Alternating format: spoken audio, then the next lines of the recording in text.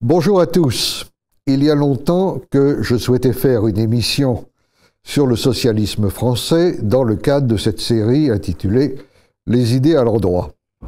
Et on va commencer d'aborder le sujet avec un personnage incontournable, énorme, assez prodigieux dans l'histoire des idées. Il s'agit de Proudhon, Pierre-Joseph Proudhon. Alors, je parlais du socialisme français, j'entendais là le socialisme des origines, celui des débuts du mouvement ouvrier, qui, il faut bien le dire, n'a plus grand rapport avec ce qu'on appelle socialisme aujourd'hui. Il se trouve que Proudhon, qui est né en 1809, appartient véritablement à cette catégorie des précurseurs. C'est un des tout premiers grands théoriciens du socialisme. Il est de la génération de Charles Fourier, de Pierre Leroux, d'Auguste Blanquis, et donc il vient tout à fait avant des gens comme Georges Sorel, Benoît Malon, Jules Guesde ou bien d'autres. Il est mort en 1865, c'est-à-dire avant même la Commune de Paris, et toute sa vie s'est confondue avec l'histoire de ce socialisme naissant. Il est, je dirais, pour résumer trois choses, le penseur d'un socialisme libertaire non étatique, un théoricien de l'anarchisme et un partisan du fédéralisme, du communalisme, du mutualisme, toutes choses qui expliquent une postérité très riche et très variée. Alors, pour en parler, nous avons d'abord le grand plaisir de recevoir sur ce plateau l'essayiste et philosophe Michel Onfray. Michel Onfray, merci d'être là. On ne va pas vous présenter de long en large, je crois que ce n'est plus nécessaire. On vous décrit parfois comme un philosophe épicurien ou hédoniste. Je ne sais pas si l'étiquette n'est pas un peu limitée, limitative.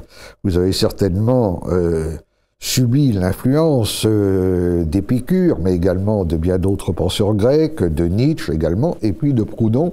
Et comme nous allons parler de Proudhon, c'est sur ce point que j'insisterai. J'ai trouvé un texte où vous êtes décrit, je cite, comme un proudhonien qui se méfie des élites et du système parlementaire, un homme de gauche attaché à la défense de la classe ouvrière et à l'éducation populaire. Ça me paraît assez vous convenir. Et éducation populaire, il faut rappeler bien sûr qu'en 2002, vous avez lancé l'Université populaire de Caen, qui a été un extraordinaire succès et qui l'est toujours, puisqu'elle se poursuit encore. Vous avez par ailleurs une œuvre considérable, énorme, il faut bien le dire, plus d'une centaine d'ouvrages parus depuis 1989. Parmi les livres qui ont eu, je crois, le plus de succès, il faut citer surtout le traité d'athéologie en 2005, mais il y a également, bien sûr, l'énorme contre-histoire de la philosophie, 9 ou 10 volumes, je crois, parus depuis 2006, un journal hédoniste en 5 volumes, les 2 premiers volumes de cette série que je trouve particulièrement intéressant, avec Cosmos et Décadence, en attendant Sagesse, où on voit percer peut-être un nouvel aspect de votre pensée, peut-être un peu plus vitaliste, encore que là aussi le mot nous enferme un peu trop. Et puis, nous sommes en 2016, 3 livres depuis le début de l'année, Penser l'islam, Le miroir aux alouettes, sous-titré Principe d'athéisme social, et La force du sexe faible. Et puis, pour parler toujours de Proudhon, Thibaut Isabelle. Thibaut Isabelle est essayiste, il a écrit plusieurs livres, il est rédacteur en chef de la revue Crisis. Son dernier ouvrage s'appelle Le Parti de la tolérance. C'est une étude critique d'une modernité qu'il voit écartelée entre l'hypercivilisation étatique et la barbarie marchande, et dans laquelle il se prononce pour l'autonomie communautaire des structures locales, pour un mutualisme solidaire, ce qui, là encore, nous rapproche de Proudhon, auquel il a consacré plusieurs articles et essais dont j'ai extrait une phrase. Proudhon a eu le mérite de penser une véritable alternative au système de l'argent, une alternative qui ne se contente pas de remplacer la tyrannie du commerce par la tyrannie de l'État. Alors, on ne va pas s'étendre sur la biographie de Proudhon, ça nous entraînerait beaucoup trop loin. 2-3 repères simplement. C'est un homme originaire de Franche-Comté qui vient d'une famille de souche paysanne et ouvrière, ce qui est d'ailleurs, je crois, également votre cas, Michel Onfray.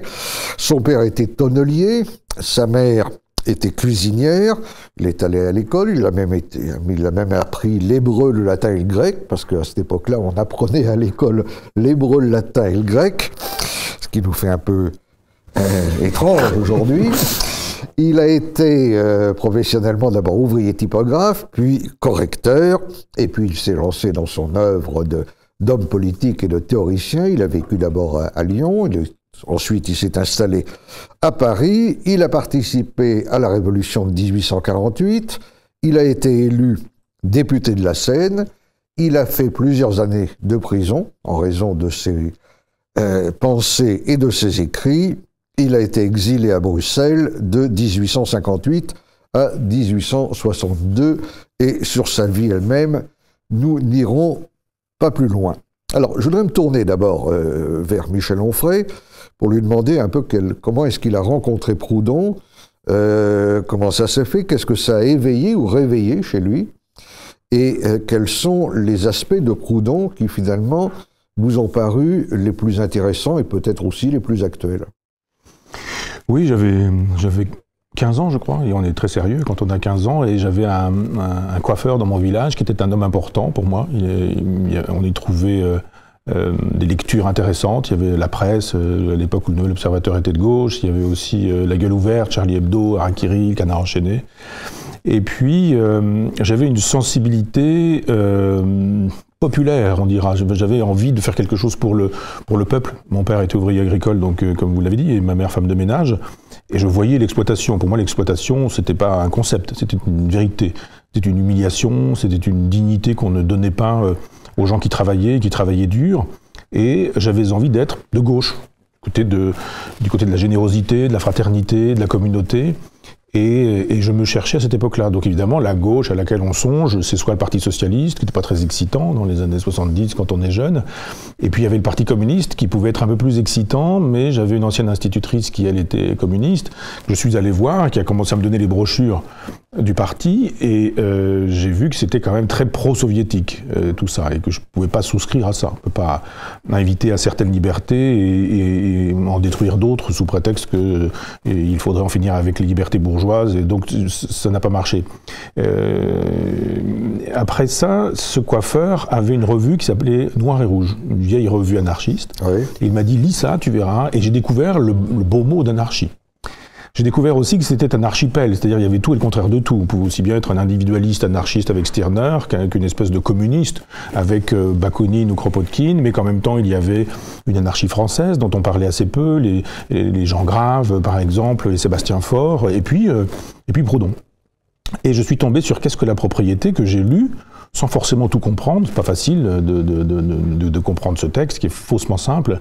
Mais il m'est apparu quand même assez vite et de manière presque instinctive qu'il y avait une pensée qui n'était pas purement conceptuelle. Il y a chez Marx une pensée conceptuelle, on sent le poids de Hegel. Il n'y a pas ça chez Proudhon. Il y a un désir d'être empirique, d'être concret, d'être près des gens et peut-être plus éloigné du concept.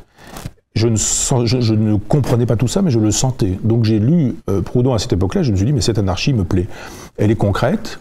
Elle est idéale sans être idéaliste. Elle propose effectivement la mutualisation, la coopération, la fédération.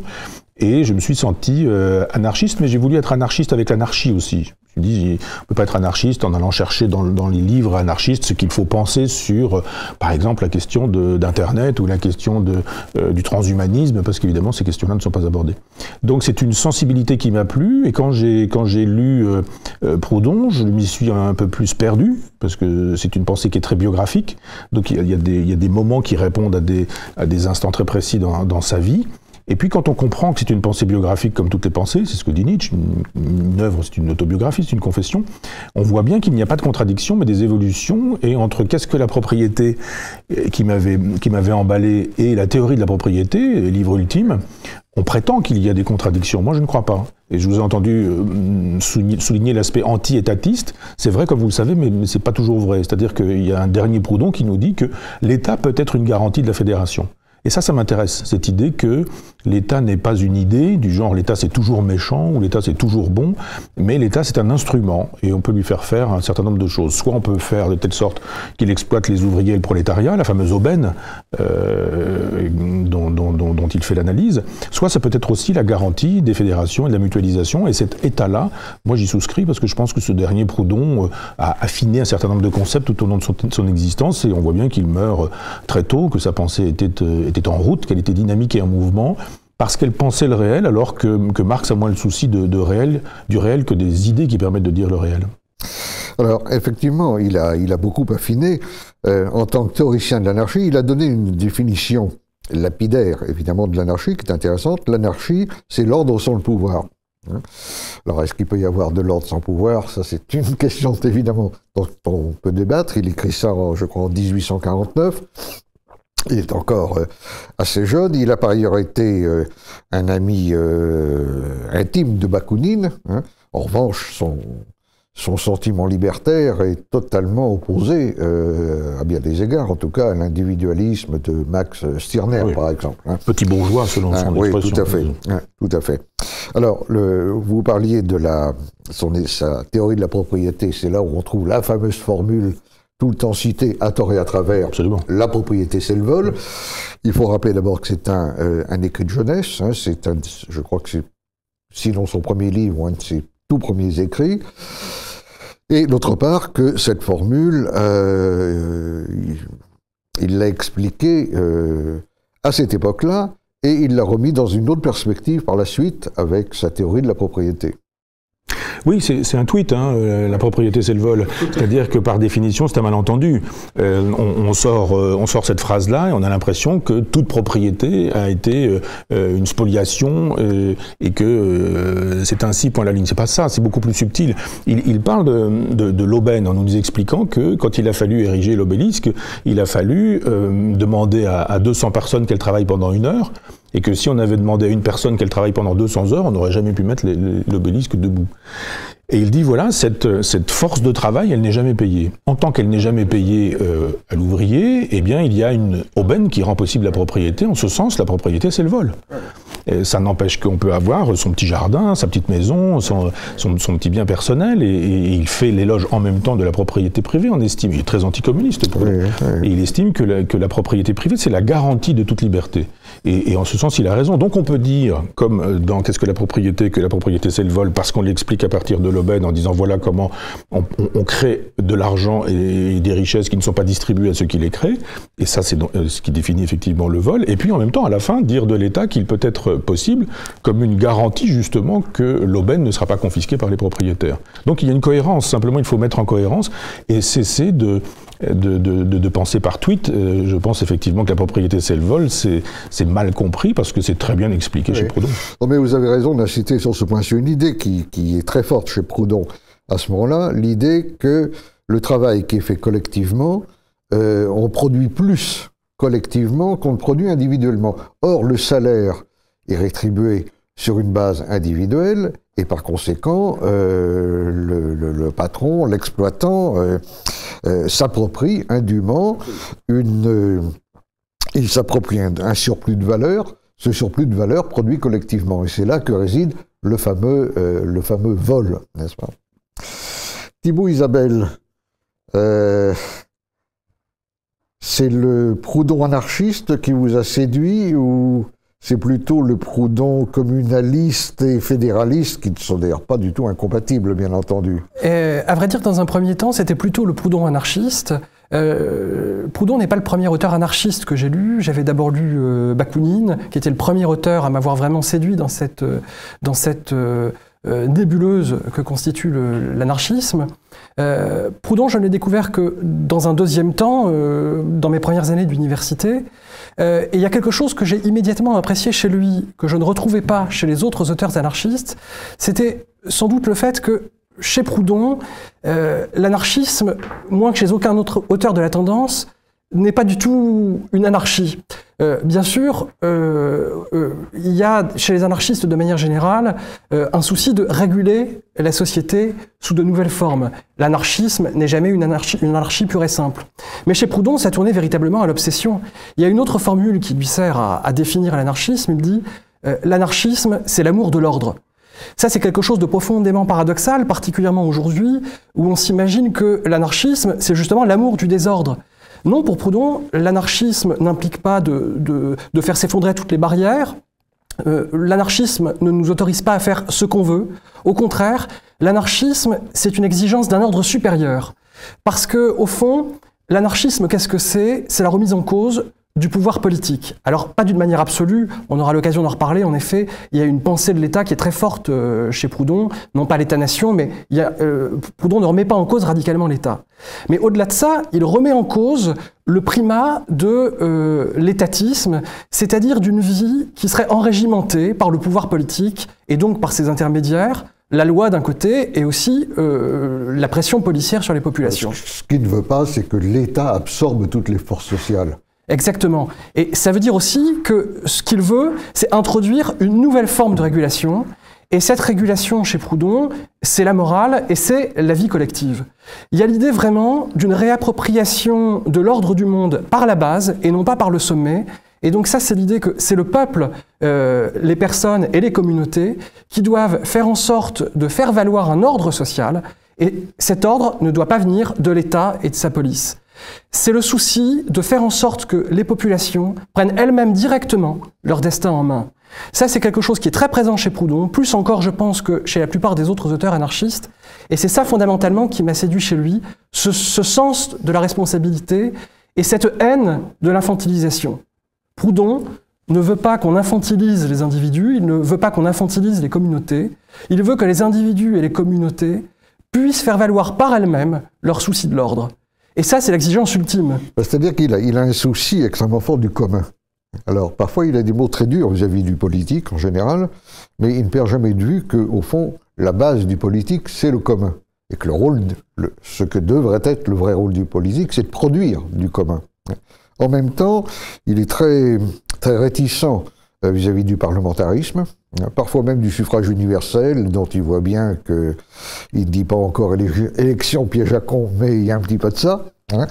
J'ai relevé une phrase de lui qui est amusante, c'est dans les Confessions d'un révolutionnaire en 1849. La phrase est drôle parce qu'évidemment elle a une résonance assez actuelle.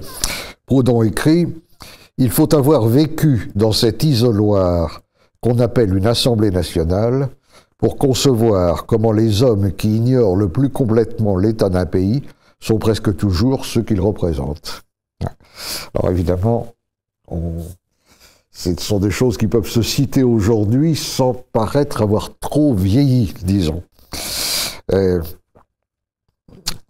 Mais il y a aussi quelque chose qu'il faut peut-être évoquer à propos de Proudhon, c'est son projet de Banque du peuple, qui a été une des aventures de sa vie. C'est en 1848, là au moment de la révolution de 1848. Il élabore une théorie qui est la théorie du crédit à taux zéro, qui anticipe d'ailleurs le fonctionnement de la plupart des mutuelles d'aujourd'hui, et il conçoit le projet de fonder une banque du peuple, dont le but serait l'abolition du salariat et de la monnaie, vaste objectif, vaste entreprise.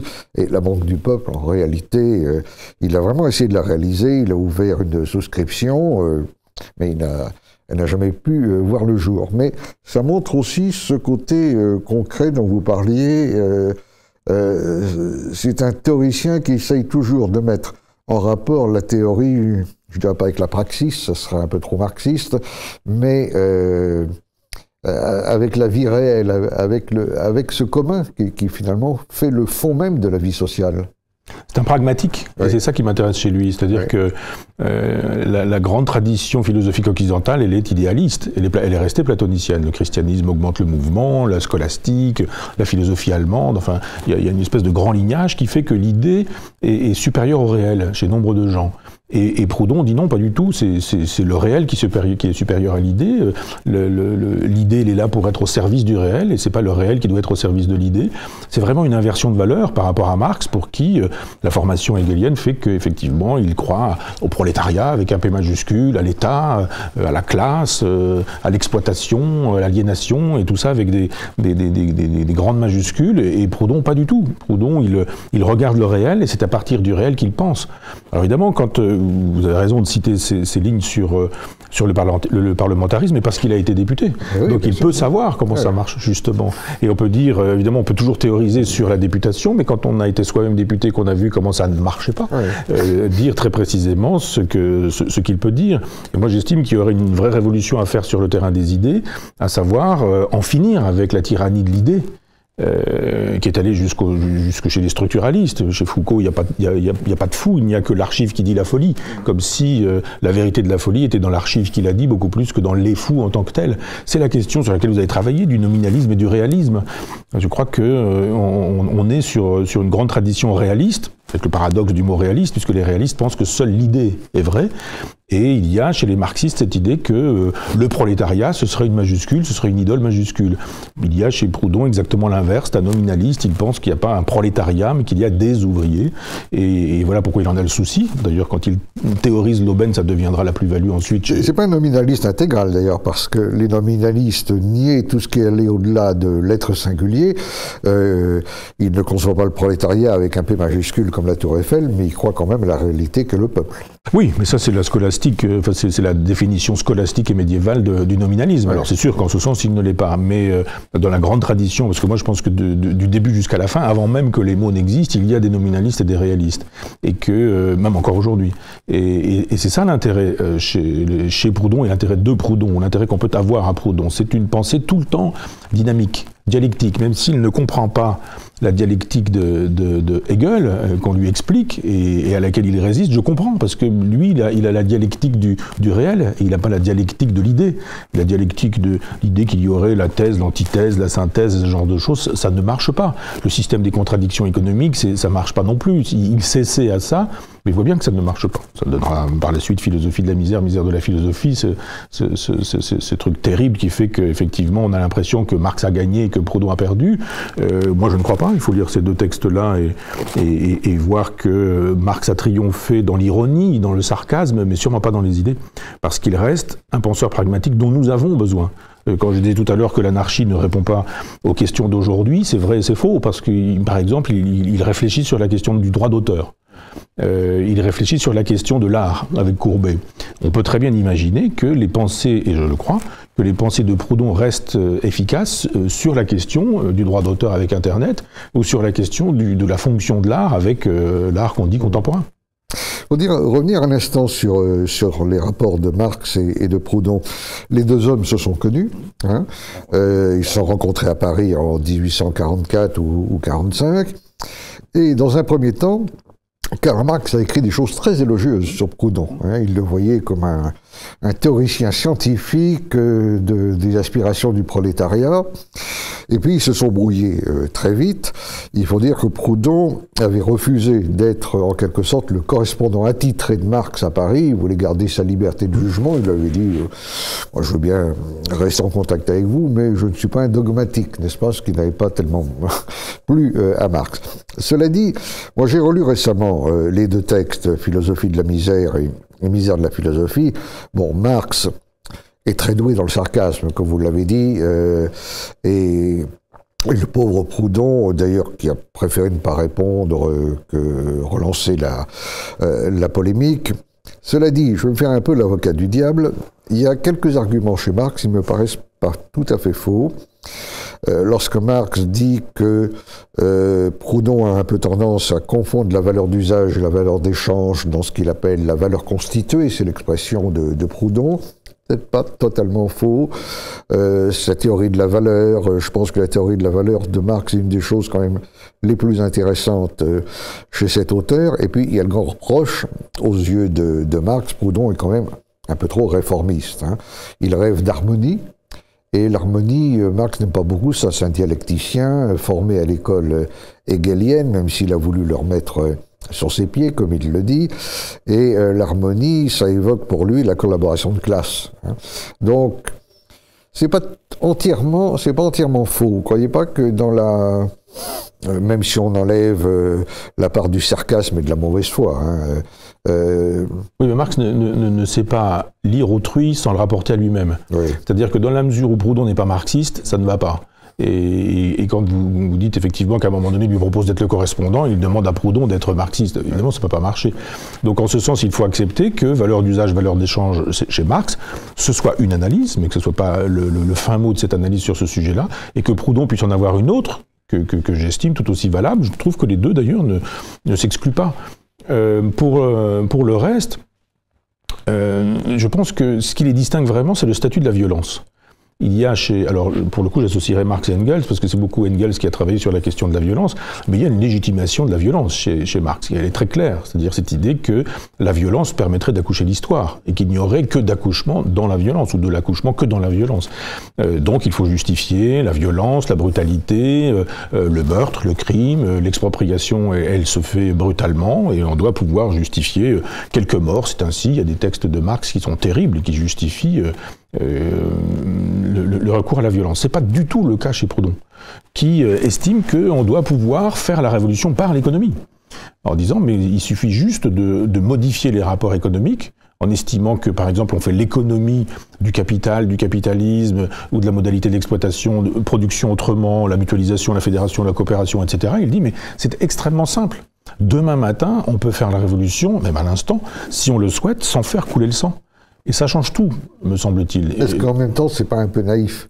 Parce que il a les solutions, et il suffirait de mettre en œuvre les solutions. Oui, mais ceux qu'il critique ne vont pas forcément se laisser faire. Écoutez, si on peut parler un peu d'aujourd'hui, je pense que le capital se moque éperdument des Mélenchon, du Parti communiste ou du nouveau parti anticapitaliste, parce que ce sont des espèces de verbigérations révolutionnaires qui de toute façon ne produiront aucun effet. Alors qu'ils voient d'un mauvais œil le fait qu'éventuellement on puisse du jour au lendemain cesser de consommer leurs produits. Ouais. Et on sait très bien que on peut toujours attendre la révolution pour demain, elle n'arrive jamais, mais si en revanche on dit aujourd'hui arrêtez de consommer ce type de produit, boycottons ce type de produit, alors là on touche au capital, on touche au portefeuille du capital, et pour le coup ça me paraît bien plus évident. Donc plutôt que de travailler à une révolution, à un grand soir pour demain, avec une avant-garde éclairée du prolétariat, qui permettrait en recourant à la violence de pendre quelques capitalistes pour faire de telle sorte que d'un seul coup l'harmonie arriverait le surlendemain, on a chez Proudhon quelque chose de très évident, c'est une invitation à la révolution aussi. Il dit, si vous ne voulez pas du capital ou du capitalisme, ne le faites pas passer par vous. Et on voit bien aujourd'hui, d'ailleurs, tout le silence qui est organisé sur cette gauche libertaire qui n'existe jamais. Il faudrait choisir entre Hollande ou Mélenchon aujourd'hui, comme s'il n'y avait pas la possibilité d'un tiers socialisme, celui qui est le mien pour le coup, et qui existe déjà mais dont on n'organise jamais la visibilité. Parce qu'il y a des paysans qui organisent autrement leur production, parce qu'il y a des producteurs, parce qu'il y a des pêcheurs, des marins-pêcheurs, parce qu'il y a des agriculteurs, des arboriculteurs, enfin tous ces gens qui aujourd'hui, discrètement, produisent ensemble, sont dans la mutualisation, dans la coopération, etc., échappent au capitalisme dans sa violence et dans sa brutalité. Et moi j'estime que l'éducation populaire qui doit rendre possible un jour le comportement révolutionnaire, sans le sang, faisant l'économie de la violence, c'est quelque chose à quoi je crois. Puisque vous parliez tout à l'heure de l'éducation populaire à laquelle je croyais, et à laquelle je crois, je pense que si effectivement on dit qu'une révolution est possible par le comportement, faire la révolution sans prendre le pouvoir, selon l'expression d'un chercheur, d'un auteur mexicain, Holloway. Mais je crois à ça. Je pense vraiment que nous pouvons faire la révolution sans prendre le pouvoir, justement en organisant les choses différemment et en disant nous n'obéirons pas au diktat du capitalisme qui nous oblige à être pour ou être contre, et à être contre via la révolution. Moi, la révolution violente, entendons-nous bien. Moi, je suis pour une révolution qui ne serait pas violente, ça paraît un oxymore, et d'aucuns appellent ça le réformisme. Moi, c'est pas un réformisme, la révolution, quand elle est non violente, Elle rend possible, non, je comprends très bien, voir Gandhi. C'est la sécession par rapport aux logiques du capital qui domine aujourd'hui le champ social, sans chercher un affrontement romantique et révolutionnaire. Absolument, c'est la Boétie. C'est le principe de la Boétie, soyez irrésolu de ne plus servir. Le débat autour de la violence, d'ailleurs, j'y pense par association d'idées, se complique encore si on lit Georges Sorel, les fameuses réflexions sur la violence, parce que c'est très curieux. Il y a incontestablement chez Sorel une justification de la violence, mais en même temps, pour lui, la violence c'est toujours du côté du peuple, et c'est pour cela qu'elle est bonne, tandis que la violence étatique, il l'appelle la force, elle est condamnable. Et en même temps, il y a des pages absolument très sévères de Georges Sorel sur la violence révolutionnaire, qu'il condamne absolument. Il prend l'exemple des massacres de 1792-93, il attaque très violemment Robespierre. Donc tout ça est assez compliqué. Mais on pourrait peut-être revenir un instant sur le côté fédéraliste de Proudhon. Son idée de libre association des communes, son idée de partir de la base pour organiser la société, au fond, c'est l'idée d'un équilibre entre l'un et le multiple, à beaucoup d'égards. C'est l'idée que, en garantissant et en maintenant des antagonismes dans ce qu'ils ont de puissamment dynamique, on va éviter de tomber ou dans l'encroûtement conservateur ou dans une espèce de fuite en avant qui équivaudrait à la politique du pire. Oui, c'est ça. Proudhon a de manière générale un rapport tout à fait particulier à la dialectique. Vous en parliez tout à l'heure, Michel Onfray. C'est vrai, Marx reste fondamentalement un idéaliste. Son matérialisme n'est à vrai dire qu'un idéalisme inversé, en quelque sorte. Marx s'inscrit dans le sillage de la grande philosophie idéaliste occidentale. Et donc, il a une conception unitaire de la pensée de manière générale. C'est le réel qui doit se soumettre, en quelque sorte, au prisme de la raison. Proudhon, lui, envisage les choses d'une manière différente.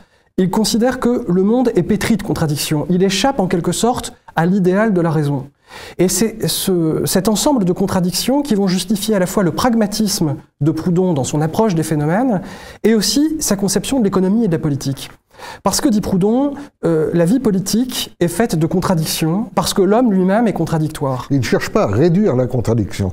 C'est ça qui est très intéressant. Il ne cherche pas à la résoudre au sens de la Aufhebung hegelienne, où il faut résoudre par une synthèse qui en fait équivaut quelque part à une mutilation. Il ne cherche pas à réduire. C'est ça qui est très intéressant. C'est d'ailleurs Sorel aimait beaucoup ça chez Proudhon, car Sorel a quand même été un très grand admirateur de Sorel, de Proudhon. Édouard Berthe, notamment, a écrit dans Guerre des États ou Guerre des classes de très belles pages sur ce sens positif de la contradiction chez Proudhon. Là où Marx cherche un dépassement des contradictions, Proudhon, lui, cherche simplement à les équilibrer.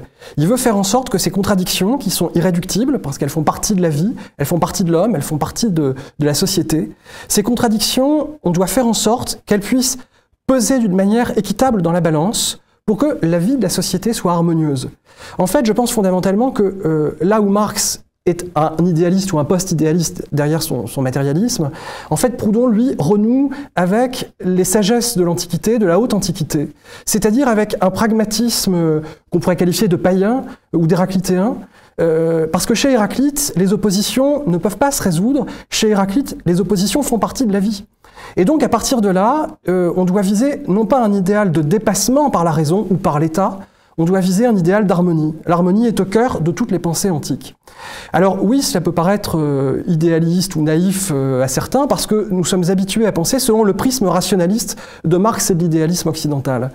Mais en vérité, je pense que c'est une prise en compte tout à fait lucide de la réalité de ce que nous sommes. Proudhon envisage en fait la vie politique et la vie économique comme un travail de civilisation. Pour pouvoir changer les choses, il faut d'abord que les gens eux-mêmes se transforment de l'intérieur. Et en matière de politique, c'est un très bon exemple parce que, au fond, sur quoi va déboucher le marxisme? Ça va déboucher assez rapidement sur le culte de l'État. Alors on peut discuter de la place de l'État dans la pensée de Marx. Marx attend un dépassement final de l'État. Bon, il n'empêche que dans un premier temps, Marx accepte l'idée d'un État de transition et d'un État fort pour faire en sorte d'assurer les transformations politiques et économiques. Proudhon, lui, pense que ces transformations ne peuvent pas transiter par le sommet, par l'État, elles doivent être prises en charge par les citoyens. Mais d'un autre côté, Proudhon reconnaît aussi que les hommes, s'ils ont besoin d'indépendance, de responsabilité, de liberté, ont besoin aussi d'unité. Ils ont un esprit solidaire qui fait qu'ils ne peuvent pas vivre comme des atomes séparés les uns des autres. Donc il faut à la fois combiner la liberté, ça implique en effet l'anarchie, le communalisme, le localisme, mais il faut aussi faire en sorte de tisser des liens entre les hommes. Dans le domaine économique, ça va transiter par le mutualisme, mais dans le domaine politique, ça va transiter par le fédéralisme. Le fédéralisme, qu'est-ce que c'est? C'est l'indépendance des communes locales, fédérées entre elles par des alliances qui engendrent une fédération. Donc au lieu de concevoir l'État comme une machine qui irait du sommet vers la base, on conçoit l'État comme une vie organique qui irait de la base vers le sommet. Et ça permet donc à Proudhon, tout en restant dans la tradition anarchiste, de réintroduire une idée de l'État, mais conçue selon des bases différentes, selon des bases qu'on peut presque qualifier de vitalistes, comme était vitaliste la philosophie de l'Antiquité, à laquelle Proudhon puisait abondamment en réalité. Son fédéralisme est aussi une puissante protestation contre l'esprit jacobin, jacobinisme, et contre la centralisation, dont il voit très bien d'ailleurs qu'elle n'est pas un phénomène récent, que la Révolution notamment n'a fait que prolonger en la radicalisant une entreprise qui était déjà à l'œuvre dans l'Ancien Régime, qui allait vers la centralisation. Le livre qu'il publie, c'est en 1858 et qui fait 1600 pages, livre énorme, de la justice dans la Révolution et dans l'Église, est une protestation, mais alors là, systématique contre toutes les formes de centralisation. Et oui, parce que la centralisation, c'est précisément ce qui fait horreur à Proudhon dans la pensée de Marx. Marx voulait absolument, par exemple, unifier le socialisme. C'est lui qui voulait une internationale, c'est lui qui voulait des correspondants étrangers, au fond, à sa botte, parce qu'il voulait une doctrine unitaire. Proudhon, lui, est plutôt partisan d'une multiplication des points de vue. Pour Proudhon, le socialisme aurait dû rester une nébuleuse, c'est-à-dire quelque chose d'informel, quelque chose, un courant dans lequel on peut s'enrichir de la diversité. Et ce qui est vrai au niveau idéologique est vrai aussi bien sûr au niveau politique. Il y a eu un phénomène d'uniformisation à l'œuvre tout au long de la modernité. Proudhon n'appelait pas encore ça la modernité parce que le terme n'était pas encore à la mode, mais c'est bien de ça qu'il s'agissait. Proudhon, lui, était d'une certaine façon nostalgique de cette effervescence qu'on pouvait encore connaître dans les sociétés traditionnelles, qui faisait que la vie locale permettait à la singularité de s'exprimer. Et à mesure que la vie s'est modernisée, à mesure que l'État jacobin s'est renforcé, on a forcément vu s'anesthésier en quelque sorte les initiatives locales qui permettaient cette singularisation. Et le lien social se dissoudre, évidemment. Bien sûr, puisque le lien social est fait d'une vie organique. Or, l'État mécanise la vie. Proudhon résume un peu toutes ces idées dans son dernier livre de 1864, de la capacité des classes ouvrières, dans lequel il recommande aux classes ouvrières de créer leurs propres institutions, de constituer une démocratie ouvrière sur une base communaliste, de faire sécession par rapport aux institutions bourgeoises. C'est l'un de ses derniers textes, puisqu'il meurt l'année suivante, donc quelques années avant la Commune de Paris, qui va, il faut le rappeler, être profondément marqué par l'influence mutualiste, communaliste de Proudhon. Et je dois dire que quand on examine la postérité de Proudhon, d'abord, comme tous les grands auteurs, il a une postérité très, très contradictoire, c'est le cas de Hegel d'ailleurs. Mais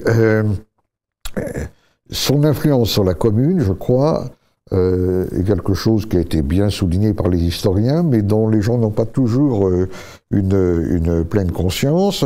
Il y a l'influence qu'il a exercée à travers Sorel, Berthe, Péguy, même à certains égards, avec cet épisode devenu un peu mythique et assez intéressant, mais en même temps qu'il faut ramener à ses justes mesures, qui a été l'épisode du fameux cercle Proudhon, où se rencontraient à la veille de la guerre de 1914 des royalistes et des syndicalistes révolutionnaires, élève de Sorel et qui voulait mettre toute cette rencontre sous le patronage de Proudhon.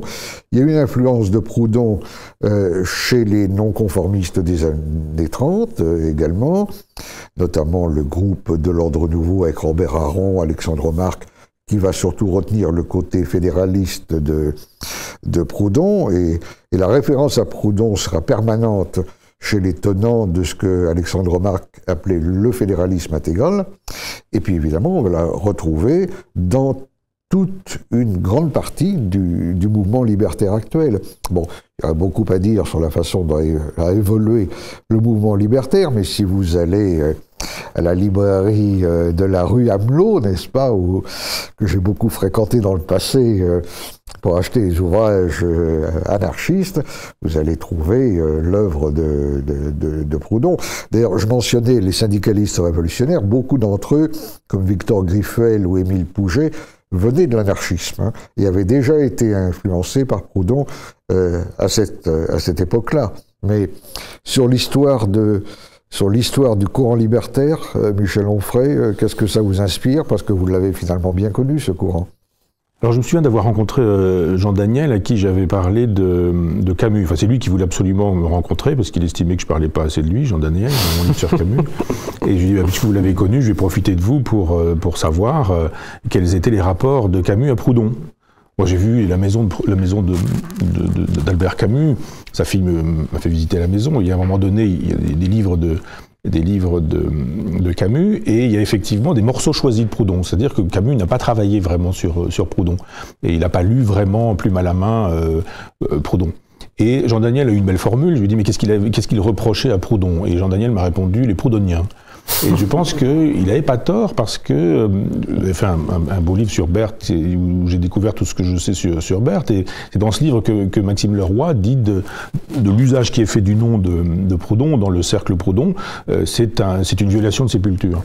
Et de fait, c'est-à-dire que franchement, on s'est servi de Proudhon, et ça a desservi Proudhon. Quand Zév Sternel, par exemple, dit aujourd'hui qu'il y a dans le cercle Proudhon matière à générer un fascisme à la française, avec un Bernard-Henri Lévy qui, avec sa caisse de résonance que l'on sait, reprend cette histoire dans l'idéologie française, d'un seul coup, Proudhon devient l'antisémite qu'il était, c'est évident, mais comme pas mal de socialistes avant Auschwitz.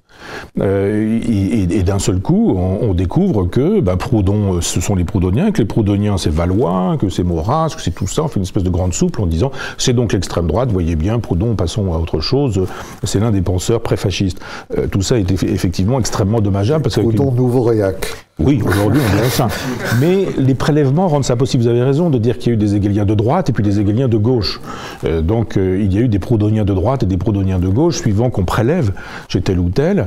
On peut obtenir, effectivement, si on sort les textes misogynes de Proudhon, les textes qui font l'éloge de la famille, les textes antisémites, les textes qui sont contre les syndicats, mais pour les associations et ce genre de choses, d'un seul coup, tout Pétain, tout Vichy peut. C'est surtout d'ailleurs qu'il faut bien dire qu'il a été attaqué, pas tout à fait à tort, sur sa misogynie. Hein. Oui. Il est quand même, surtout par rapport à ce que disaient les autres socialistes de son temps, l'idée d'égalité politique entre les hommes et les femmes le révulse. Il dit le ménage et la famille, voilà le sanctuaire de la femme. Et j'ai pris encore une citation tout à fait acceptable. Il y en a d'autres qui le sont beaucoup moins. Et comme en plus, par moments, il fait aussi l'apologie de la guerre dans son. Franchement, la guerre et la paix. Oui, bien sûr. Mais ça ne choquait pas beaucoup, parce que d'abord, il y avait la guerre des classes, et chacun envisageait le conflit à sa manière. On n'était pas encore dans l'histoire des citoyens du monde et du sans-frontiérisme universel.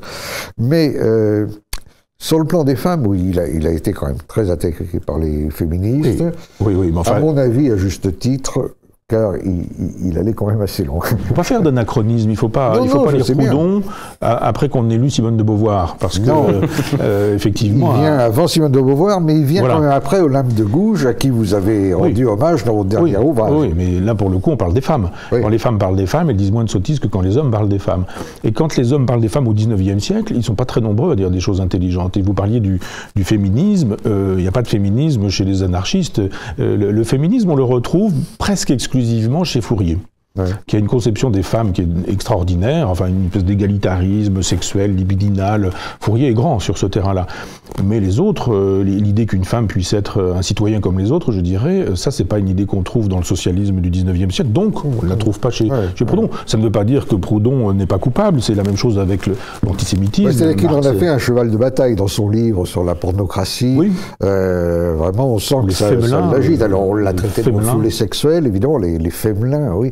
Daniel Guérin dit lui d'ailleurs que c'est un homosexuel refoulé.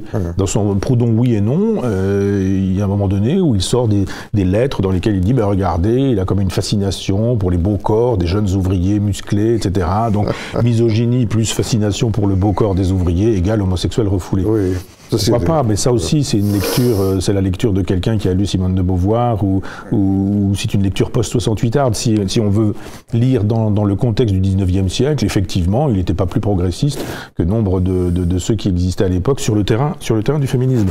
Mais évidemment, sur l'antisémitisme, c'est la même chose. Mais on trouve un antisémitisme terrible chez Marx aussi, et chez presque tous les socialistes qui estiment que l'argent, le capital, le capitalisme, tout ça, ça va de pair. C'est une idée fausse, évidemment, mais c'est une idée qu'on retrouve dans toute l'ultra-gauche d'aujourd'hui. Oui. Bon, tout ça nous montre que si l'on veut lire Proudhon, il faut le prendre en entier, et ne pas, on pourrait le dire à propos de beaucoup d'autres auteurs, vous savez mieux que personne, si je peux dire, à quel point on peut détruire en prenant une phrase, un mot, etc. D'où le danger, si je puis me permettre, d'où le danger des anthologies sur Proudhon. Bien sûr, parce qu'on se dit, voilà, une œuvre, Marcel Rivière, ça prend ça, c'est vraiment un maître de fort volume. Et effectivement, c'est beaucoup de travail de lire tout Proudhon. Donc on a plutôt tendance à dire, tiens, une anthologie, c'est bien. Or, les anthologies, elles sont orientées. On peut faire une anthologie d'un Proudhon libéral, on peut faire une anthologie d'un Proudhon antisémite ou pétiniste, ou etc. Moi j'ai un livre, j'ai oublié l'auteur, mais au Mercure de France, je me souviens, c'était Pierre-Joseph Proudhon, et en dessous, un socialiste national. Et au crayon à papier, le type il a fait un petit truc dans le genre un national-socialiste, quoi. Vous avez bien compris, j'espère. Donc effectivement, il y a eu ça aussi, misogynie, etc. Avec ce genre de méthode, on démontre n'importe quoi. C'est l'anachronisme qui est l'exacte contradiction de l'histoire des idées et de l'intelligence de l'esprit. Alors, il nous reste peu de temps. Je voudrais me tourner vers Olivier François, qui m'assiste traditionnellement dans ces émissions et qui joue un peu le rôle de Candide sur ce plateau. J'aimerais lui demander qu'il pose une question à chacun de nos deux invités, question qui leur a été suggérée par notre discussion. Alors, ce qui m'a intéressé notamment, c'est un propos de Michel Onfray sur justement la critique que Proudhon fait de l'obsession politique moderne. Au fond, plutôt que de cette révolution violente, l'obsession de la prise du pouvoir chez Lénine, il faut essayer de déserter en quelque sorte ce terrain politique pour créer des alternatives. Et ça me semble, et c'est d'ailleurs une question pour Michel Onfray, pour Thibaut Isabelle, ça me semble d'une grande qualité, d'une grande actualité en quelque sorte. On voit très bien Notre-Dame-des-Landes, fameuse ZAD avec tout ce qu'elles peuvent avoir d'ambigu et de critiquable, qui a un retour aussi peut-être d'une gauche proudhonienne aujourd'hui, à travers l'écologie, l'idée de décroissance et toutes ces alternatives-là. Qu'est-ce que vous en pensez? Thibaut? Oui, je pense que fondamentalement, la structure du monde d'aujourd'hui convient beaucoup mieux au proudhonisme qu'au marxisme. Marx, c'était vraiment un homme de la modernité, c'était les grands partis politiques, c'était la raison dans l'histoire. Avec Proudhon, on est sans doute beaucoup plus en phase avec la postmodernité, avec quelque chose de plus mouvant, de plus fluctuant, quelque chose de plus enraciné au sens de la base vers le sommet, encore une fois.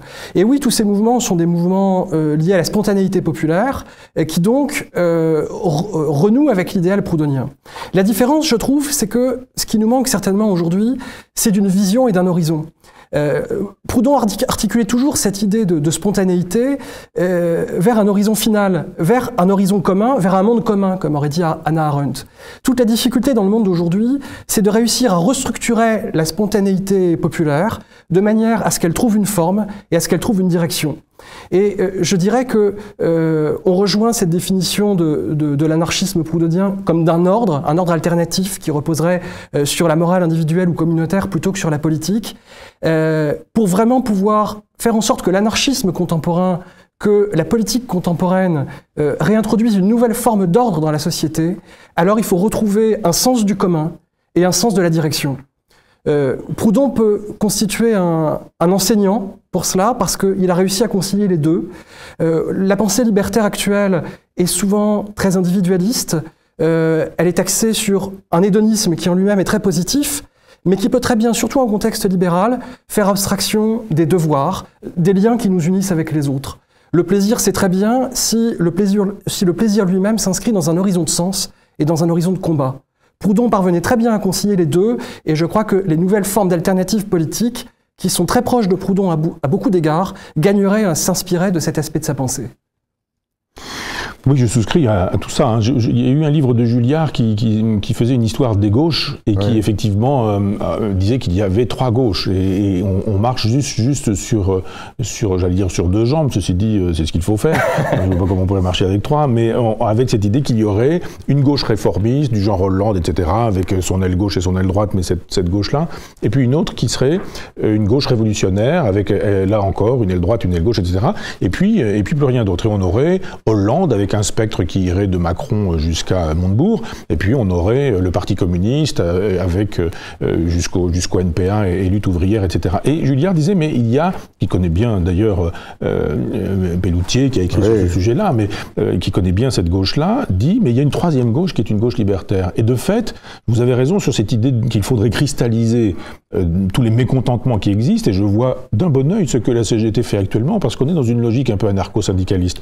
La crainte, c'est la récupération de politique politicienne, mais j'estime que le retour du peuple s'effectue parce que des gens disent « maintenant ça suffit ». Et on retrouve l'idée de la grève générale, on retrouve l'idée de l'anarcho-syndicalisme, on retrouve cette idée qu'il y a nuit debout, mais que c'est une espèce de manifestation de ce qu'est la génération Mitterrand, une espèce de nihilisme généralisé, alors qu'il y aurait dans le syndicalisme qui pourrait être révolutionnaire une espèce d'espoir qu'il faudrait cristalliser.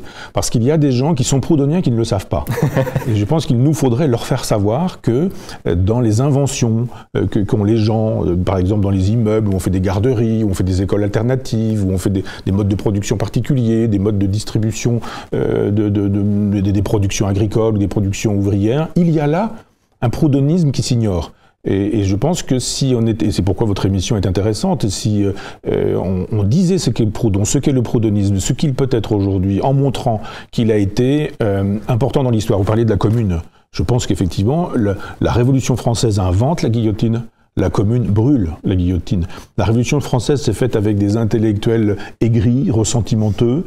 Tous les Jacobins sont des gens qui ont voulu faire carrière littéraire avant 89 et qui n'y sont pas parvenus. Prendre la biographie de tous ces gens-là, c'est assez consternant.